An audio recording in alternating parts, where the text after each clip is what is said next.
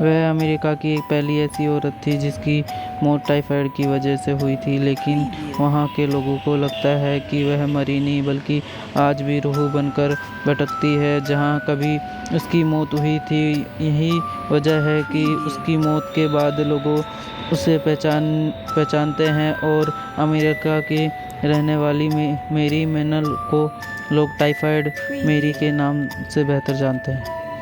मेरी को टाइफाइड से ग्रस्त होने के बाद आइलैंड पर स्थित अस्पताल में भेज दिया गया था जहां उसकी मृत्यु हो गई थी। आइलैंड पर आने वाले लोगों का कहना है कि स्थान श्रापित है। इन्हें यहाँ लोगों को चीखने और दर्द से चिल्लाने की आवाज़ आती है, लेकिन इस स्थान पर एक परिंदा तक पर मारने की हिम्मत नहीं करता।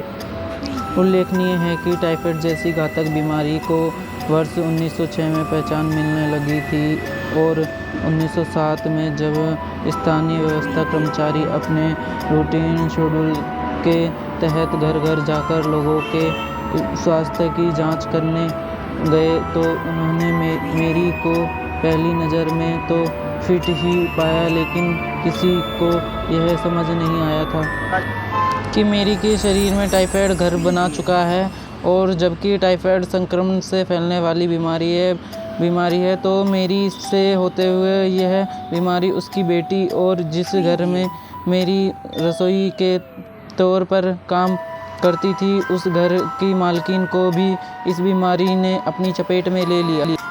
इस तरह जिस घर में मेरी काम करती थी उस घर में रहने वाले 11 लोगों में से 6 को टाइफाइड हो गया और मेरी का शरीर पूरी तरह संक्रमित हो चुका था।